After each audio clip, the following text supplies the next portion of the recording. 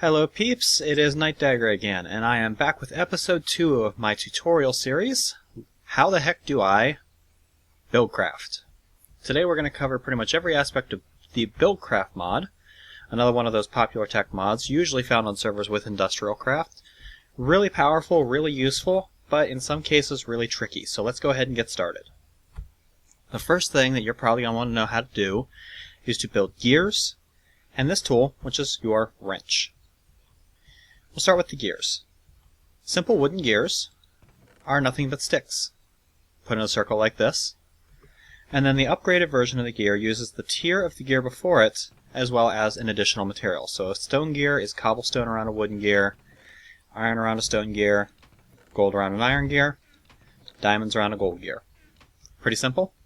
The wrench is a stone gear in the middle with 3 iron ingots just like that. And the wrench is going to, after I get this back, there we go. This is going to allow you to interact with some of the machines in the world.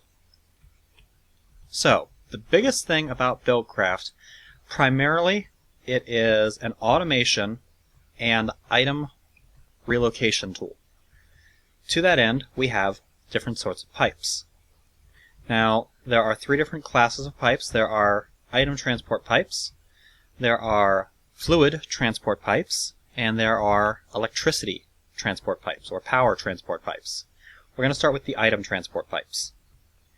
This here is a wooden pipe. It's made with a piece of wood around some glass. So, just like that in a crafting table, we'll get you the pipe. And this is the same recipe for all of your basic pipes. A stone or a cobblestone pipe, a diamond pipe. All of those pipes are going to be just 2 pieces of the material around a piece of glass to get 8 pipes. So, what does a wooden pipe do? Well, a wooden pipe allows you to extract items out of an inventory and send them into a pipe network. So if we were to have, say, some of this wood that we just loaded into this chest, and then to flip this redstone lever to turn on this redstone engine here, which we'll show you in a little bit, that redstone engine, every time it pumps, is going to extract 1 piece of that wood from that chest and put it into this pipe system. So it's going to transfer items out of this chest into this chest. Pretty nifty. Now, wooden pipes can only extract from items. They can't link together. So if you have a whole bunch of wooden pipes, where are they in here? If you have a whole bunch of these wooden pipes and you try to link them together into a long network, it's not going to work. You have to use wooden pipes in conjunction with other types of pipes in order to make them work. Enter the cobblestone and stone transport pipes. Now these pipes essentially do the same thing. There are a few minor differences between these, but the biggest trait of these pipes is that they will not connect to each other. So you can have a cobblestone pipe and a stone pipe running next to each other without those pipes interacting. Whereas if we were to have cobblestone pipes here, it'd just make a big old clump mess. Now, the stone pipes do preserve item speed a little bit better, so that's worth noting with the stone pipes. If you're using a high-speed network, you want to kind of use stone pipes instead of cobblestone pipes wherever possible in order to keep the speed of that network up. But other than that, these pipes are essentially interchangeable. This here is an iron pipe. Iron pipes' special ability is that they only allow items to flow through them one way. So, let's say we have an iron pipe here, and we've got some cobblestone pipe, just like that. And say we've got an item network coming in from here, and we've got one coming in from here, and we want it all to go this way. This is where you use your iron pipe. Put the iron pipe in the middle, and you can see right now all 3 of those ends are closed. If you give this a whack with the wrench by right-clicking, it's going to change one of these outputs. Now, right now, the clear side is facing this way. Items are allowed to enter this pipe from any side except this one. Items are only allowed to leave the pipe from this side. So the clear side marks the destination for the items. If you were to feed items in from here, it would come up to this pipe, it would hit this pipe, and would say, well, I have to go back the way I came. Back out we go. Coming in from this side, okay, I'm coming over this way. Wait, I can't go that way. Can't go back where I came. Let's go this way.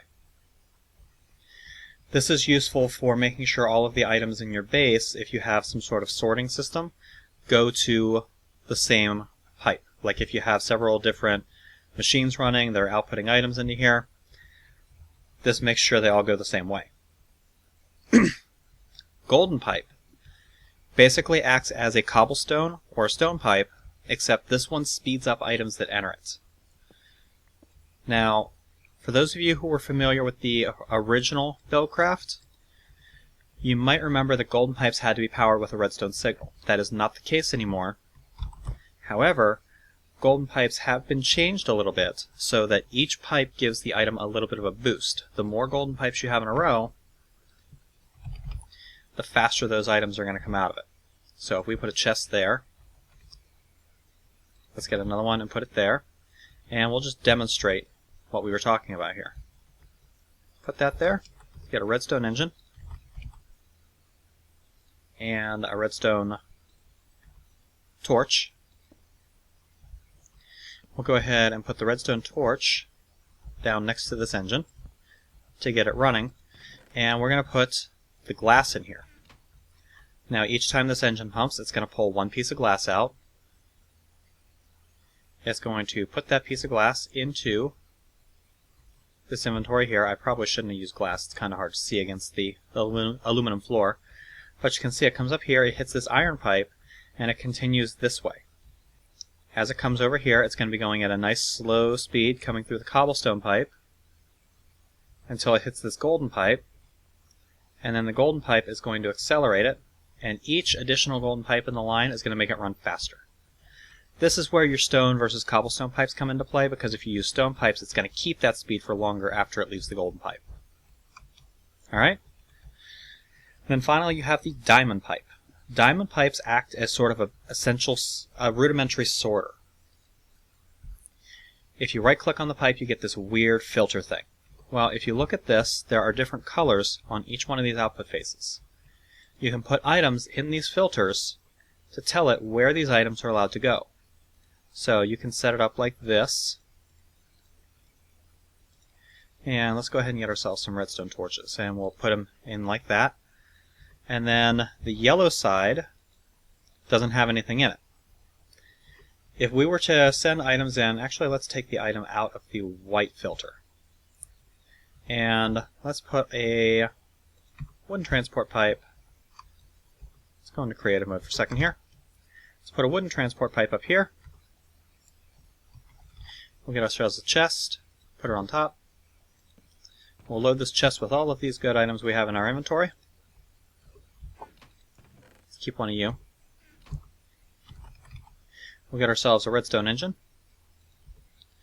Put him on the wall here. Oh, not there. There. And we'll put the redstone signal on there. Pop back down, come out of creative.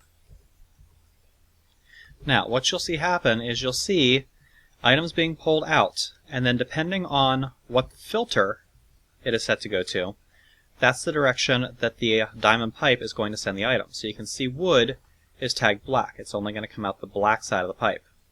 And then you can see when it gets to the end, it just kind of vomits out. Whereas a golden transport pipe is tagged red. So when the golden transport pipe comes down here and hits this diamond pipe, it's going to go out the red side, not the black side. So this next item is going to spit out the bottom, and then this one is going to spit out this side. If we have something that doesn't have a tag, like the well, the redstone torch does. But let's put the redstone engine in here. Take the redstone torch out. We're just making all sorts of mess here. And the redstone engine pulls out, and the redstone engine is going to go in a direction based on which filter is empty. Now it came from white, so it's not going to go back to white. Yellow on this is kind of like the default path where something goes if it's not specifically told where to go. You can configure this any way you want. Enough diamond pipes put together and you can make yourself a rudimentary sorting system. Just use cobblestone and stone pipes going next to each other into your various chests, and yeah, you can make yourself a little sorting system using this. This here is an obsidian pipe. An obsidian pipe basically acts like a vacuum cleaner. If you drop an item into the obsidian pipe, it gets sucked into it and sent down the pipeline. Power it with a redstone engine, and now it can suck items from farther away.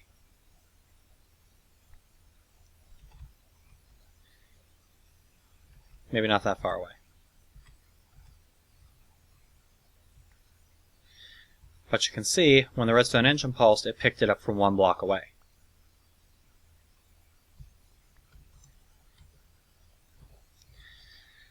This is a good way to collect drops that you happen to have come into one place, like if you have a mob grinder. All the mobs die, it pushes all of the items to the same location, and the obsidian pipe pulls it up and sends it away. Now, since I'm doing this tutorial mostly for Gold Gorge, bear in mind that you can't use water collection on Gold Gorge because it causes lag, and we're highly opposed to anything causing lag. But there are still some applications for this obsidian pipe, one of which I'll get to in a minute. This wonderful circle of pipes here is a bunch of stone pipes with our next pipe. This is a sandstone pipe. The sandstone pipe basically acts the same as a cobblestone or a stone pipe, except it will not interface with any sort of machine. So if you need to thread a pipe network through the middle of your base, past all of your furnaces and everything, and you don't want it to connect to the furnaces, you can use sandstone pipes in the way there, and that'll prevent that from happening. Like right here, you can see that these stone pipes have connected to this filler on all sides except the one with the sandstone pipe. So this is used to prevent a pipe from connecting to anything except for other pipes. This pipe here, the weird one with the square on it, is a void pipe. Now this one does have a slightly different recipe. A void pipe is a piece of glass with a piece of ink and some redstone to get 8 of them. A void transport pipe is basically a trash can. Something goes into the void pipe, it is destroyed. You can use this to make basically a trash dump. Don't want anything? Don't want something anymore? Toss it in there. It'll get sucked away. That pretty much handles it for the item transport pipes. There is a new version of Buildcraft out, which I do not have installed yet, that adds another type of pipe called an emerald pipe. The emerald pipe basically acts as a wooden pipe, except I believe it draws items out faster, and it allows you to set specific items for it to draw, so you can basically put a filter on it. So if you have a whole bunch of cobblestone in this chest and a whole bunch of wood, and you only want a particular pipe to draw the wood out, you can have it do that. Now on to the waterproof pipes. Basically, you got the same thing going on. You have the wooden pipe, which can only draw liquid from an inventory.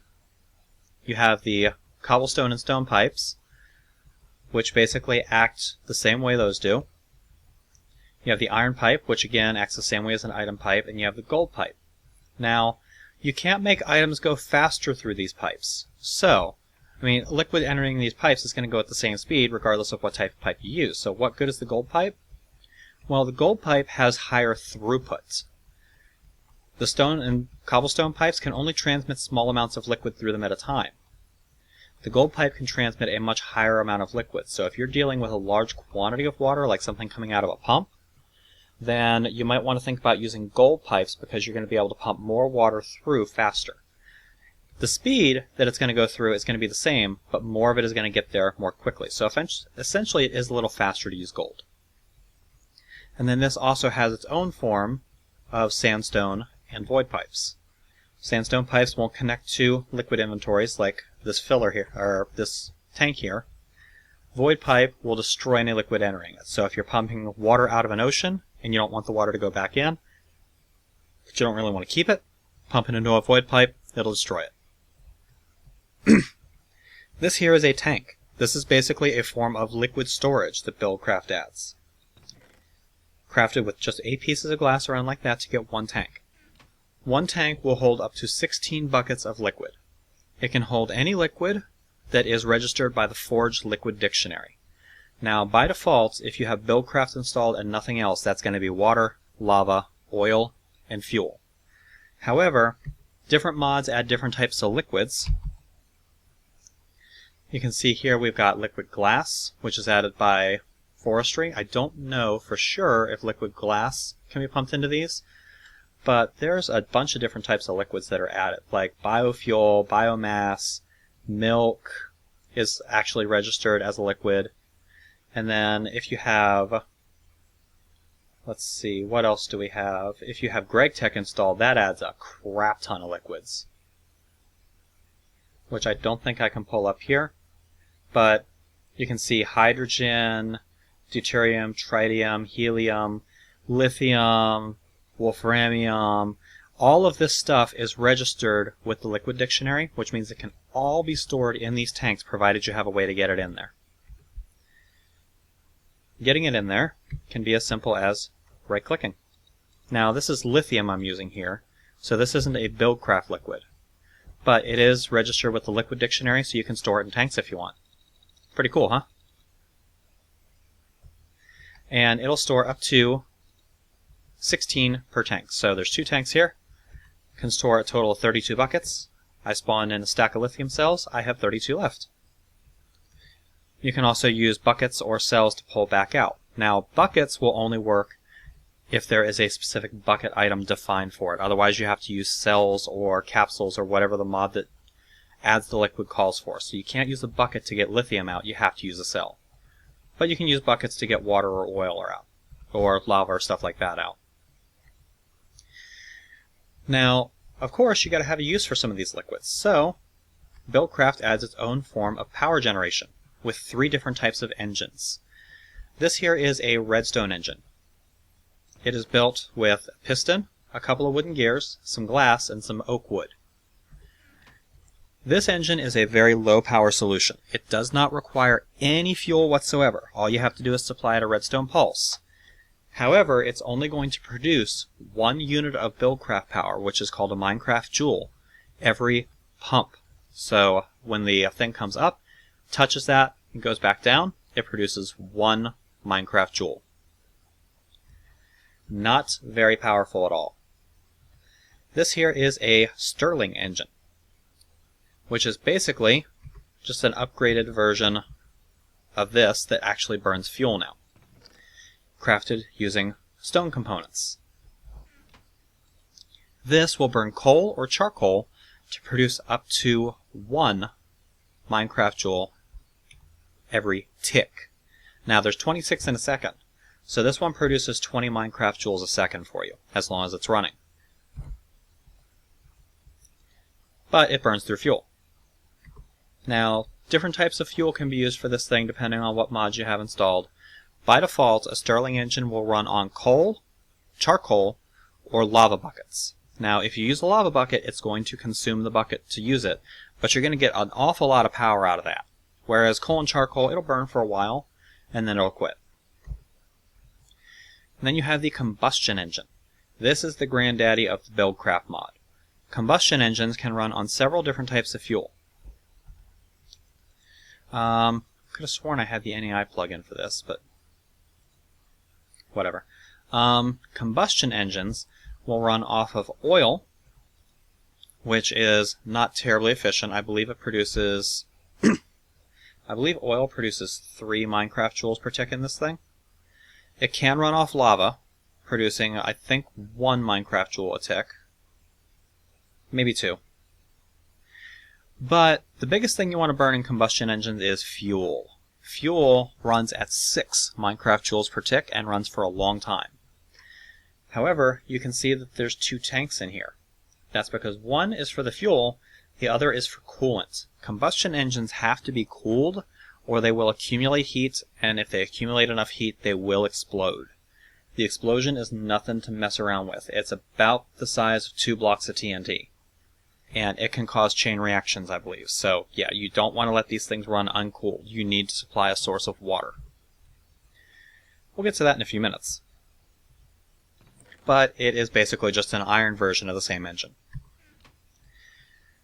This here is a hopper. It has an internal inventory of 4 slots, and basically what it acts as is it acts as kind of an extra overflow storage. It's a stone gear with some iron around it. And if you have a whole bunch of, say, cobblestone you want to cook up, it up into smooth stone, well, you can only fit 1 stack in there. Say you have 4 stacks. Well, you can throw the 4 stacks up into here, get yourself some coal, put that in the bottom slot, and that's going to start cooking up your smooth stone for you. And then as that smooth stone processes, notice that this went down to 63 and then right back up to 64. That's because it actually pulled from the hopper storage to refill the top slot here. So now you can get yourself a wooden pipe, wherever they got to. Wooden, there we go. Sometimes I'm blind. Get yourself a cobblestone pipe, a chest, a redstone engine, and a redstone torch. Where's the redstone engines? There it is. And you can set up yourself a little network like this to pump the stone out of the furnace for you and store it in a chest for you. That way you can process large amounts of stuff without you actually having to be there, which is pretty nice. Now, you may notice I'm using redstone engines on these wooden pipes. You can use stone, the Stirling engines, or you can use combustion engines on these pipes as well. It just changes the behavior. A stone engine will allow this thing to pull 1 stack of items every time it pumps, and it pumps a lot faster. Combustion is a total waste on a wooden pipe. It doesn't work any better than a stone engine. Stone engine, it just runs for longer. So, not really worth it. For the most part, redstone engines work fine. You can see it's keeping up with it just fine. This here is another automation tool. This is an automatic crafting table. Basically what this does is it acts as a crafting table that kind of maintains its inventory. So, if you have a bunch of cobblestone here, and you put this recipe in here, it's going to give you a furnace. Now, you can use this as kind of a stackable inventory in order to be able to leave the recipe in there, but that's not what this is really good for. What this is really good for is if you have a chest next to it with the item in there, and you start supplying some power via a redstone engine, if the automatic crafting table can sense the inventories in an attached, or can sense the items in an attached inventory, it will pull those items out of the chest, craft the item, and spit it out for you once every engine pump, which is pretty neat. Let's go ahead and break that. The automatic crafting table is extremely cheap to make. It is a crafting table and some wood gears. That's it. Now, what is this ungodly contraption? This is kind of a higher level of Buildcraft automation, and it leads into something else that we're going to be covering in a few minutes.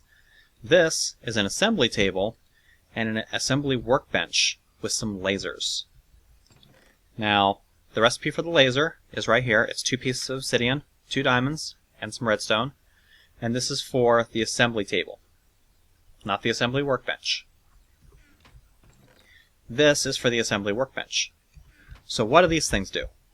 Well, this allows you to produce various chipsets which you use later on down the road for logic circuits. The biggest components required for these are redstone and some sort of bar. So you can use iron bars, you can use gold, you can use diamond. But if you pop these in, you can see by adding stuff into the inventory here, you get a possible output here. The more things you add in here, the more possible outputs you'll get. By adding some dye, you can make pipe wire. By adding some chipsets, after you've crafted some chipsets, you can make, let's see, redstone iron chipsets. You can start making gates. So, that allows you to make various types of logic gates. which I'll show you a couple of the recipes right now. The basic gate basically just requires a redstone chipset and an assembly table. It costs 20,000 Minecraft joules in order to do this. That's pretty serious. Now, you can't just attach a conductive pipe to the table. That doesn't work. You have to supply power using these lasers. So, these lasers are what you use to transmit your Buildcraft power into the table to do the work for you. You can use pretty much as many of these lasers as you can get within close proximity. There's no theoretical limit, and each one will increase the total amount of power you can pump into this thing. So the more lasers that you can get near it, the better, as long as you can supply the power to make it work. You have your basic other gates, which basically just require some pipe wire and some chipsets. So if we get ourselves some more pipe wire and toss that in here, now we can make iron AND gates and iron OR gates, which we'll get to the function of these in a little bit. And then there's also this thing called a pulsating chipset, which is made out of ender pearls. So let's go ahead and throw some ender pearls in there so you can see that recipe show up. That lets you make pulsating chipsets. And then if you have some gates already, like these iron ore gates, throwing those in there will give you the ability to make autarctic gates, which again, we'll cover those in a little bit. The assembly workbench works kind of like an automatic crafting table, except it stores inventory here and then uses Buildcraft power delivered from lasers to craft the item for you. So you can pump a whole bunch of cobblestone into this thing, and it'll pump out furnaces until it runs out of cobblestone in the inventory space here. Basically, it acts like a combined version of this that just uses a little bit of Buildcraft power to get the job done. When these things get done producing their inventory, they will spit whatever they just created out into a chest attached to the side. So you have to have a chest on the side in order to get the output. Otherwise, it's going to vomit out all over the place. On the subject of vomiting items out, you remember earlier when I was doing the thing with the diamond pipe over there, and when I was talking about vomiting items out here?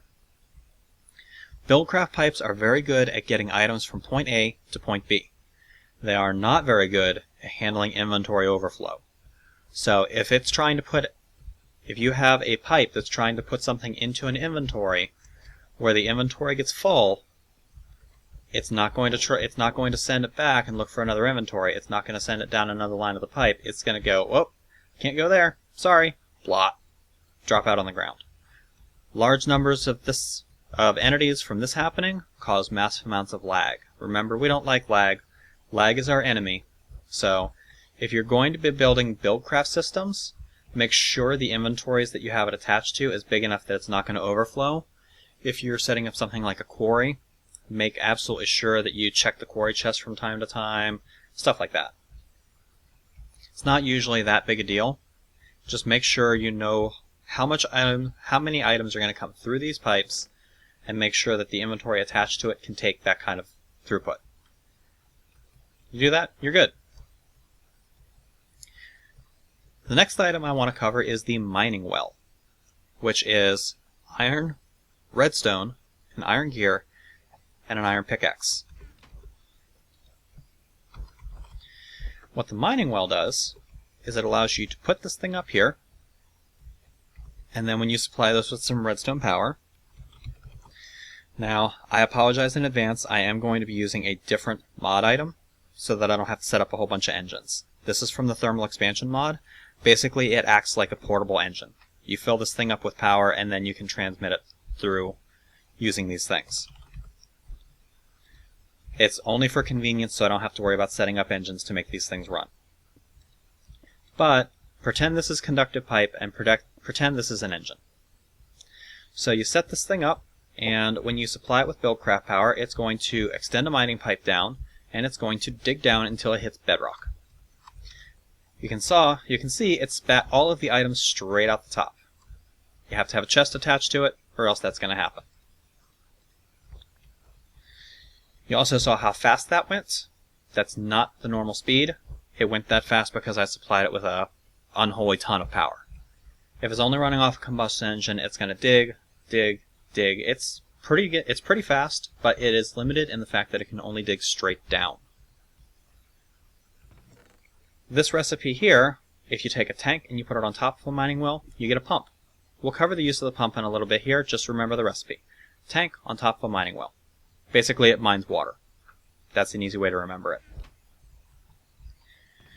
This monstrosity is a quarry. A quarry is basically like a mining well, except for the fact that it can dig large areas.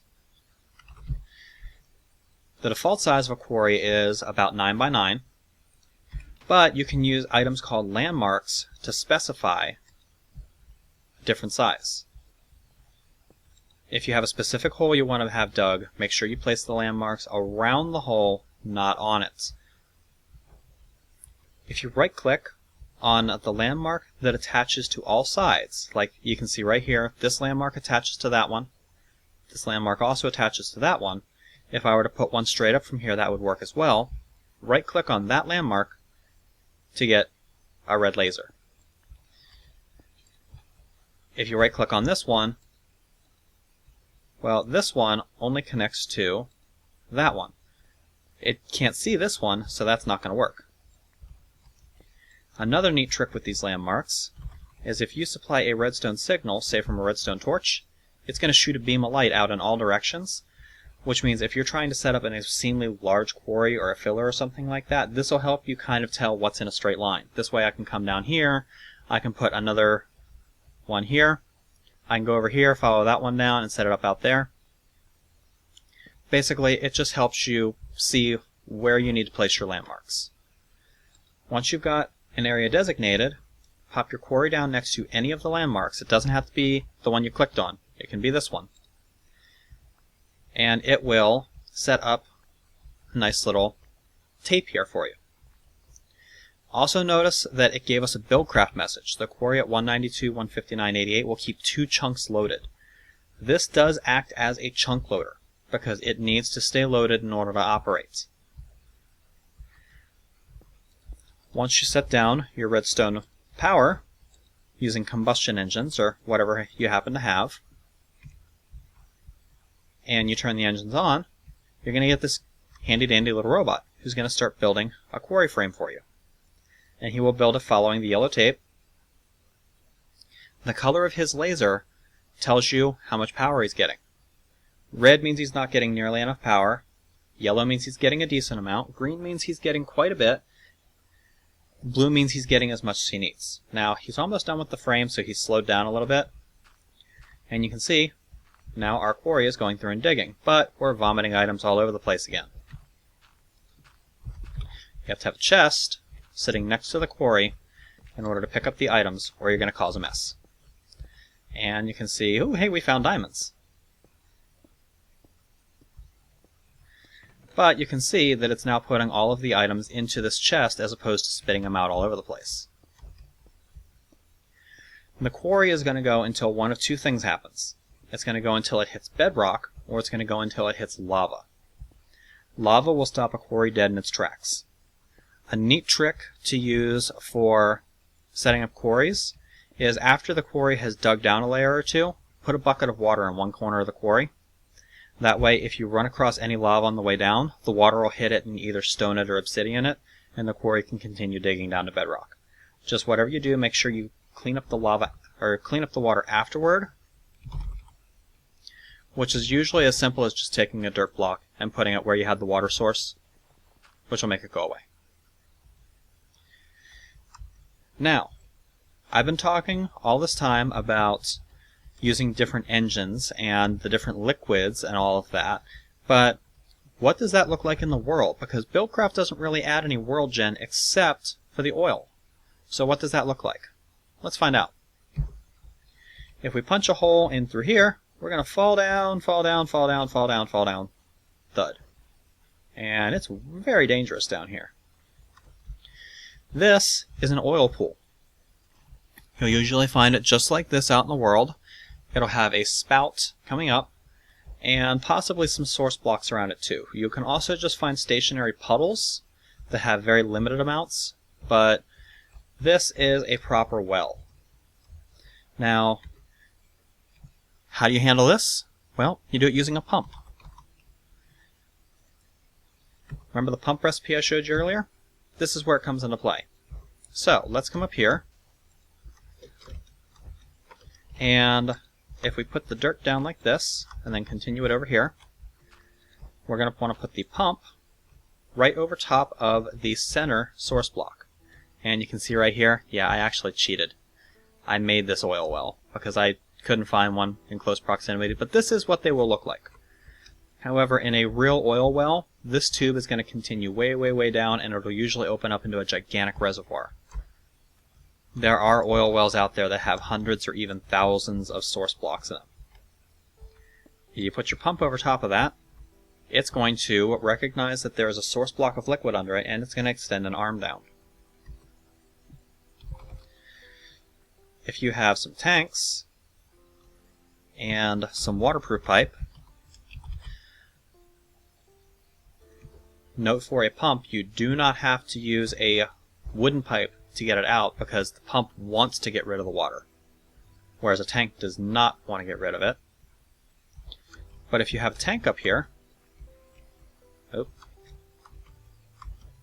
hi creeper, you really want to blow me up, don't you? You can't, I'm in creative. Now, if we were to supply some power to this, I don't like the idea of coming out of creative with that creeper there.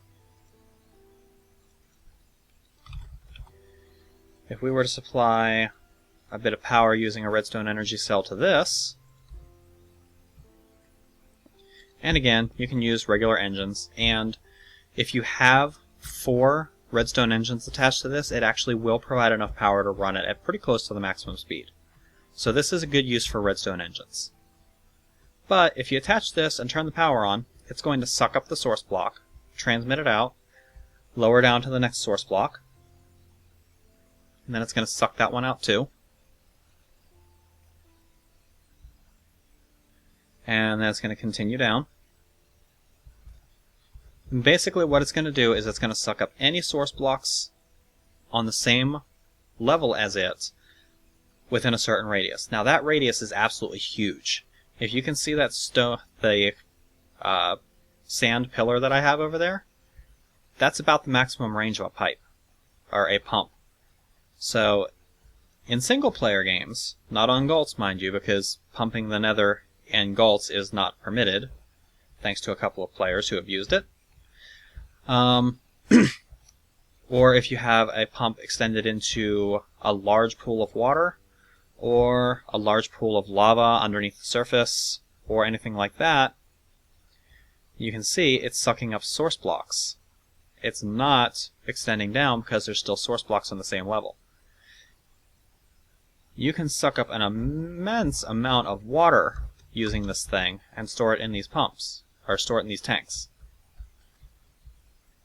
And it'll continue down until it can't find a source block underneath it anymore. Once it can't find a source block underneath it anymore, the pump will shut down.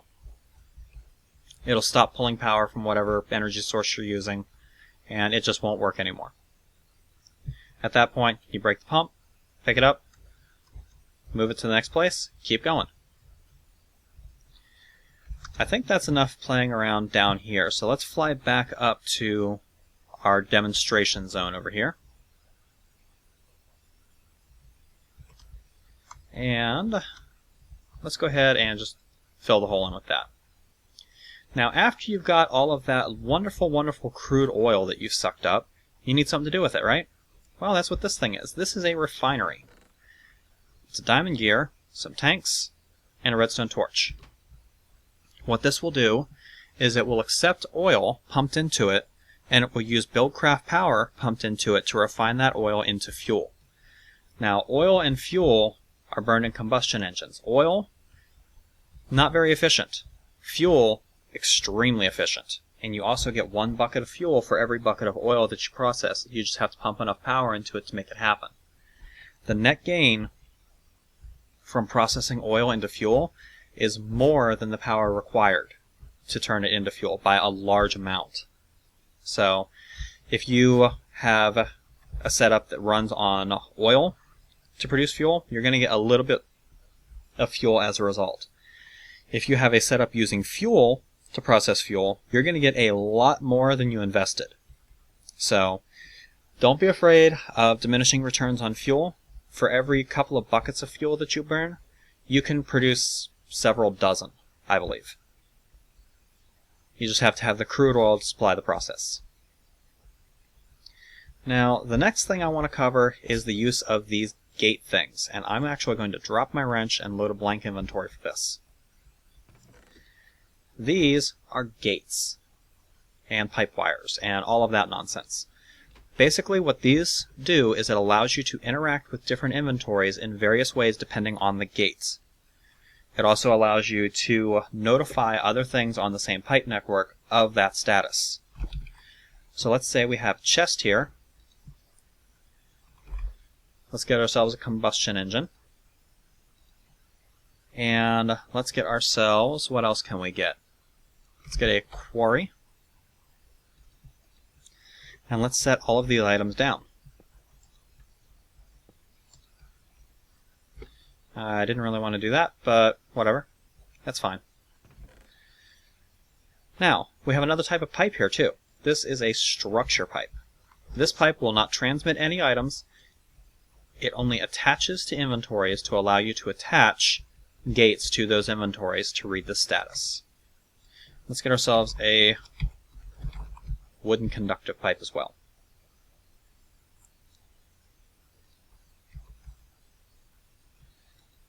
We'll put that on there. And let's get ourselves an item transport pipe here.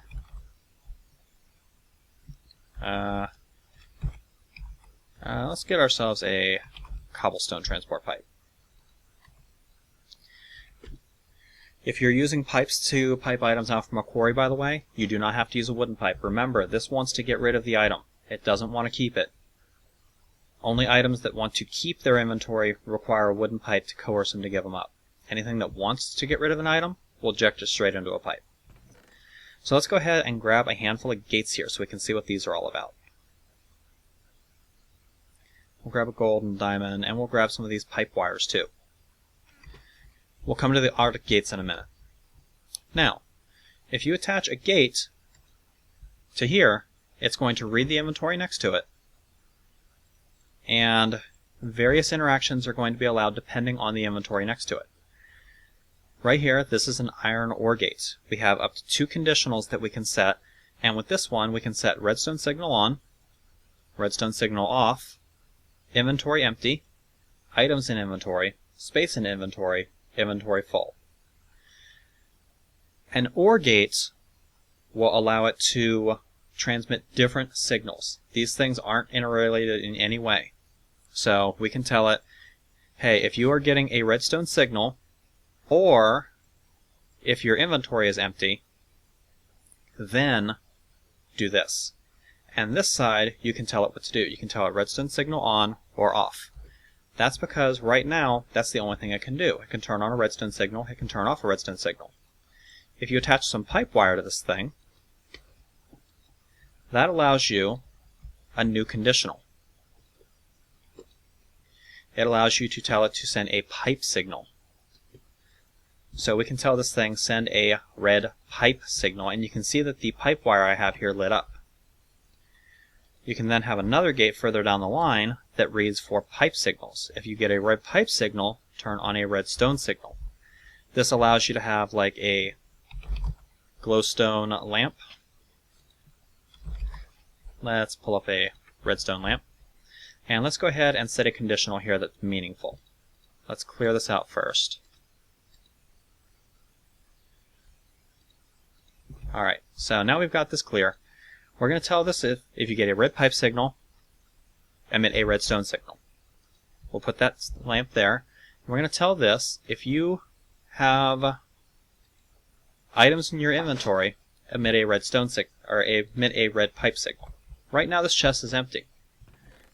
If we put something in this chest, it's going to emit a red pipe signal, which gets transmitted through the red pipe wire to here, which says, hey, I'm getting a red pipe signal, I need to turn on a redstone signal, which turns your lamp on.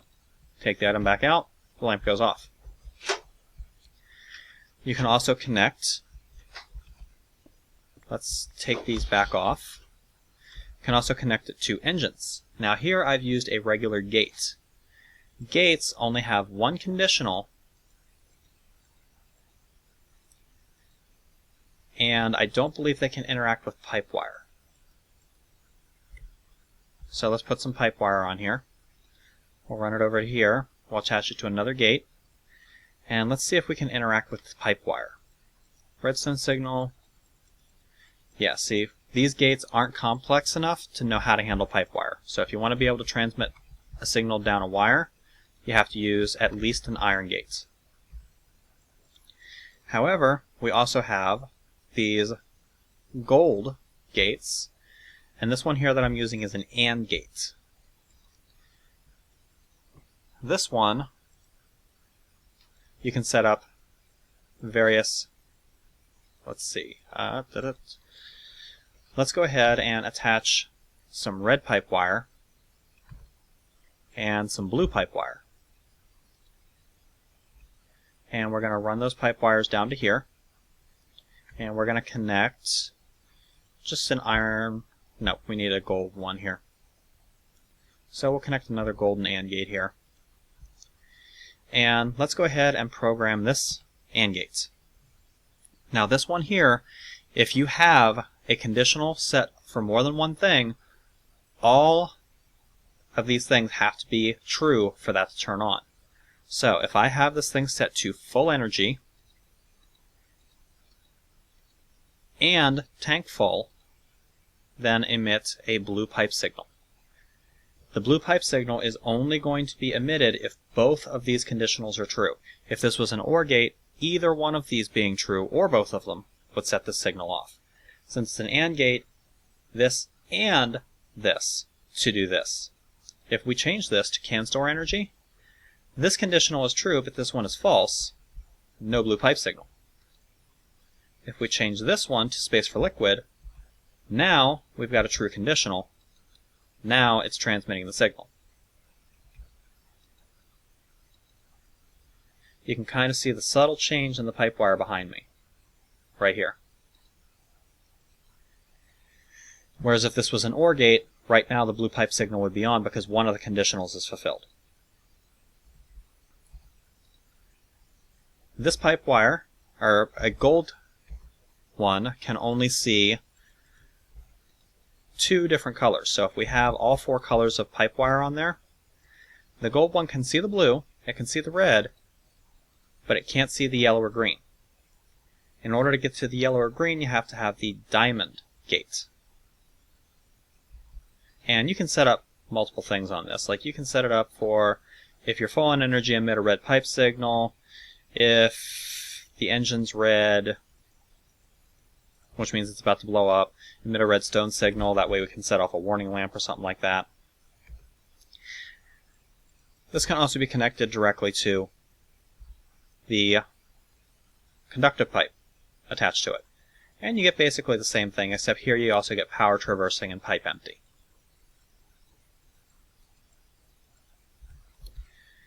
Attached to a quarry, let's go ahead and use a diamond for this one. Oops. Attached to a quarry, you get 8 possible conditionals because of the AND gate. A quarry can interact with all 4 colors of pipe wire. Or the diamond gate can interact with all 4 colors of pipe wire. So you can see redstone signal, yellow, green, blue, red. And this one here, you can also set different pipe signals on or off. Pipe empty, items traversing, work scheduled, work done, no energy, energy stored. Yeah. You can see there's a whole bunch of different conditionals, and those conditionals change depending on what items they're connected to. So if you connect this to a filler, it's going to have different work conditionals than if it's connected to an engine. And there is a lot of support for modded items in this too. For example, if you have forestry installed, these gates can also interact with forestry machines, and the forestry machines have their own conditionals that are added by forestry through the API.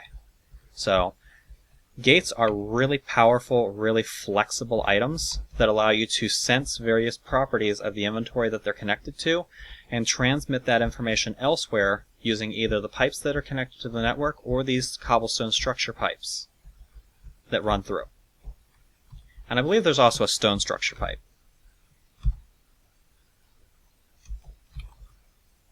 Yeah, there's also... oh, nope, no stone structure pipe. So you got to have the cobblestone structure pipe. If you want to have multiple pipe networks running next to each other, you're going to have to figure something else out. Now I've got a couple of chests here in the middle, and let's go ahead and load a blank inventory again. This here is a filler. This is an automated building tool. The things that we've seen so far have been destruction tools. This one's a building tool. Runs on redstone energy, just like everything else. The recipe is right here, so it uses a couple of golden gears, and it uses these landmarks. A landmark is as simple as put a piece of lapis on a redstone torch. That's it. That's all you have to do. But a filler can also interact with a landmark to tell it where to build, to tell it how high to build, if you want to go into detail like that. So you can set it like that, and then you can click this, and that'll define the area for it to build. And then when you put the filler down, you're going to get that yellow tape, kind of the same as the Buildcraft thing. But when you right-click on this, you're going to have a filler resource, and you're going to have a pattern. There are several different patterns that you can use for the filler. The pattern is set using a combination of bricks and glass. You can use a filler to clear a large space by filling it with glass. This sets the empty pattern. Similarly, you can set it to fill a large cube just by using bricks. Like that. That will fill an entire solid block.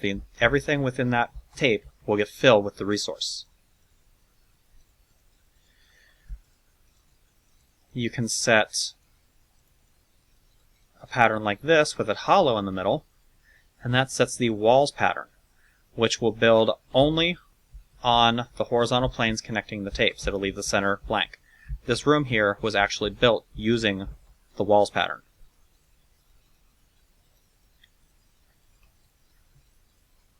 You can set brick on the bottom and glass on the top to set level. It will level everything within this taped area out to the level of what's at the bottom.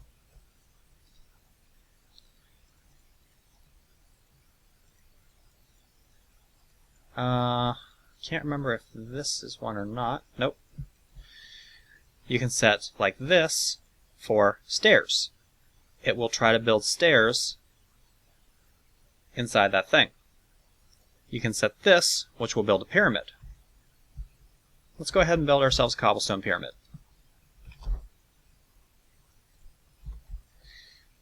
Your filling resources go in there. You need a source of redstone power. Again, I'm cheating. You could just as easily use combustion engines or something for this, or any other engine that generates Buildcraft energy. So if you have forestry, you can use biogas engines or whatever. And you can see it quickly consumed power and built us a little pyramid. You can see the pattern has changed, or the pattern on top of this, the GUI on top, has changed to red, and you can see the pattern is shown on the side here. What if we were to take that pattern out and instead put the clear pattern in? Now it broke it all. And pattern on the side changed. That's turned red. What if we set the walls pattern?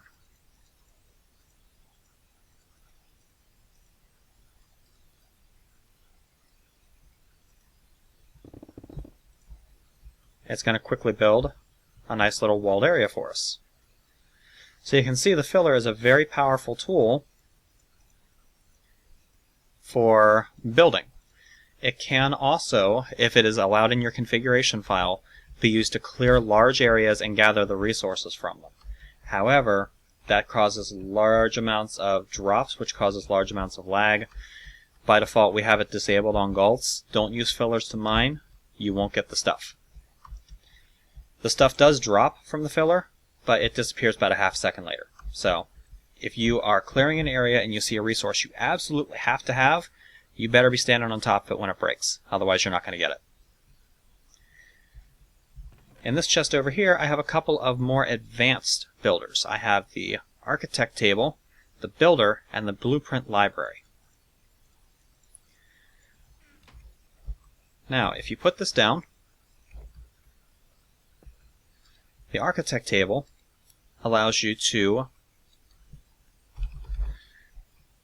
build, let's see, where are the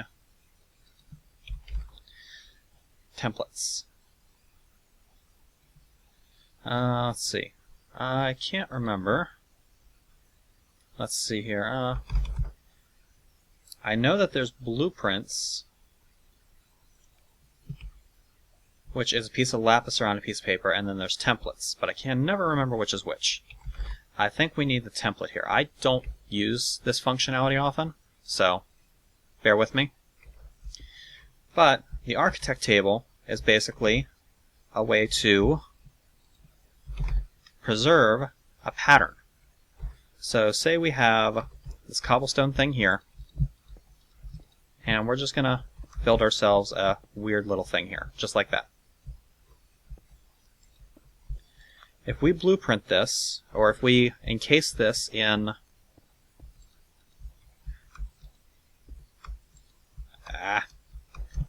it's very difficult recording when you have a cat trying to climb up your shirt. Let's go ahead and just lift this up one more. There we go. If we were to do this in order to enclose our entire creation,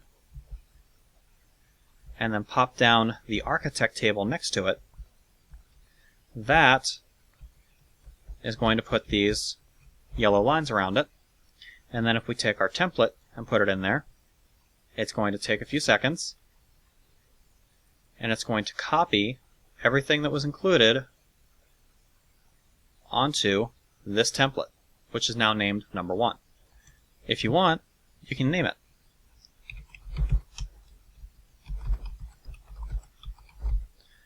Cobblestone thing. Let's go ahead and get ourselves another template, drop that in.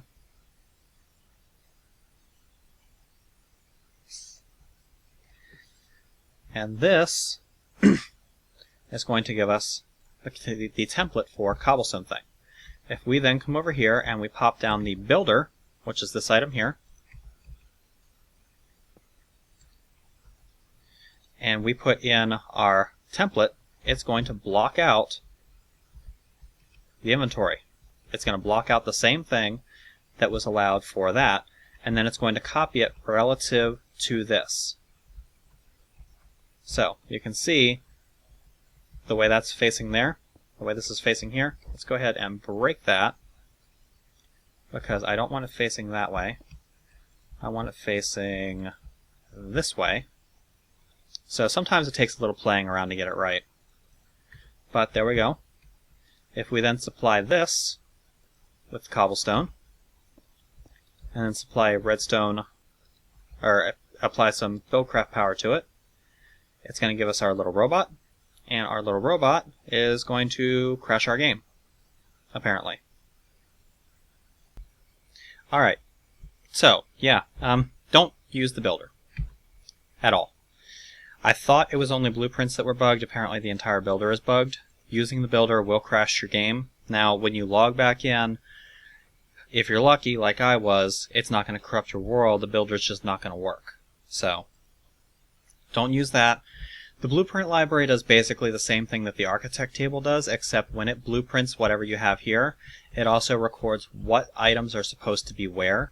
So if I were to build this, say, out of a combination of dirt and cobblestone,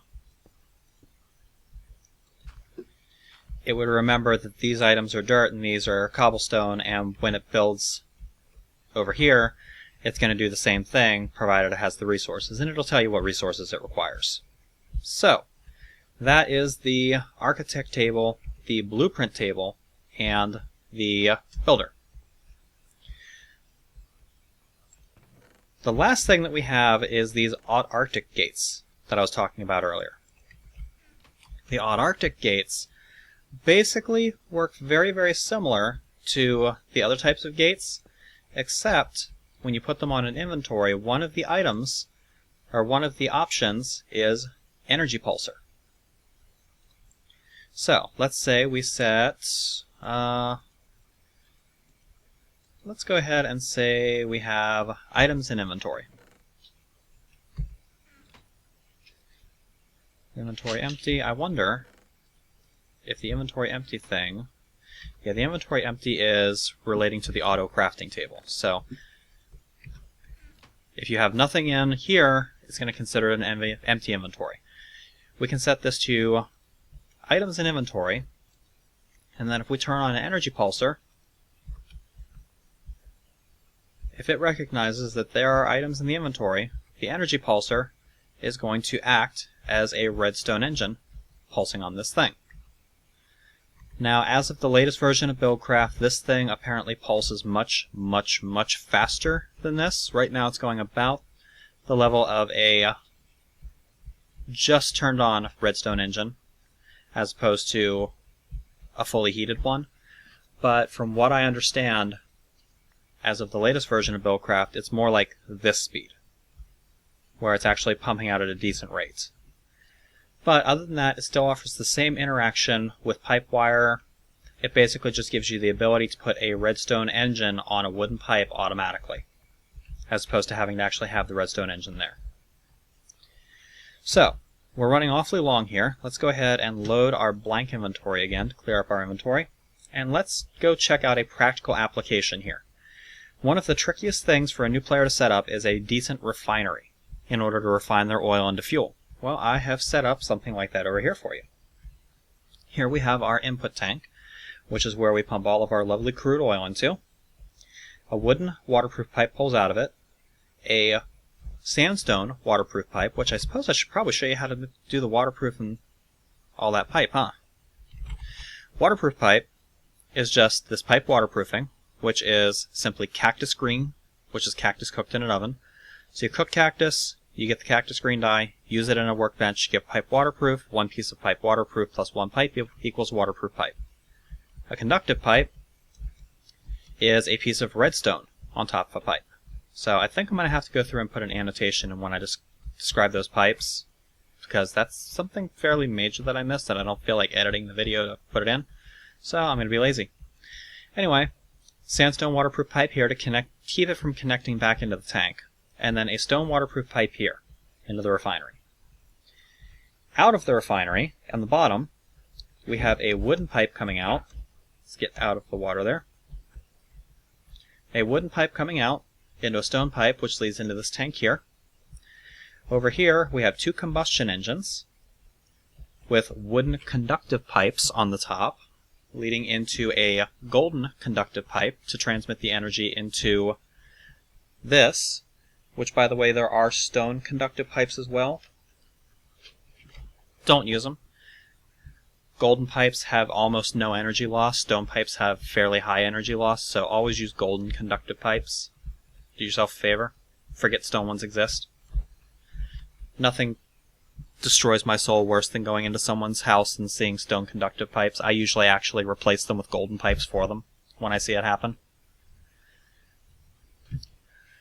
Anyway, a waterproof pipe leading from a pump here, which is over an infinite water pool, into the combustion engines, which we will now turn these engines on. This is 4 redstone engines pumping on this pump, which very shortly will provide it enough power to actually start pumping liquid. These engines have to heat up a little bit before they really start working well. But you can see we got a little bit of water in these engines. This pipe here, or this lever here, is going to make both of these engines work, which is going to pull oil out of this tank to start filling the refinery. It'll also pump any accumulated fuel out and get rid of it for us. One thing that a lot of people are not aware about with the refinery is that the amount of fuel in the refinery actually makes it less efficient on its power use. If you let the refinery fill up with fuel, you start getting less fuel for the amount of power that you're pumping into it. So in order to get maximum efficiency out of your combustion engines that you have refining for you, always make sure you're pumping the fuel out as it's created, not stockpiling it and then pumping it out and then stockpiling and pumping it out.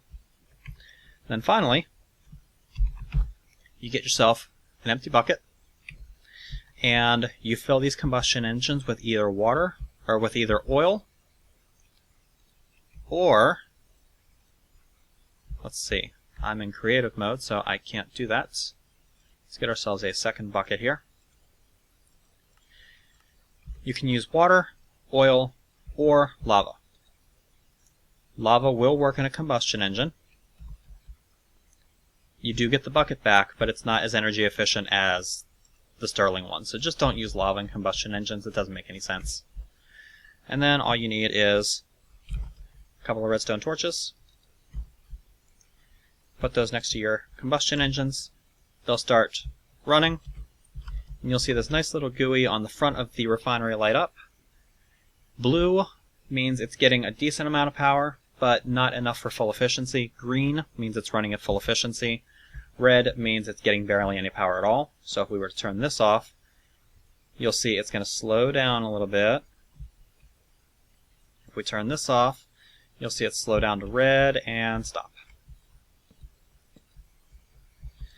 2 combustion engines running on oil connected to a refinery will produce a decent amount of power. And you can see that combustion engines, even though they have a redstone signal, are not running.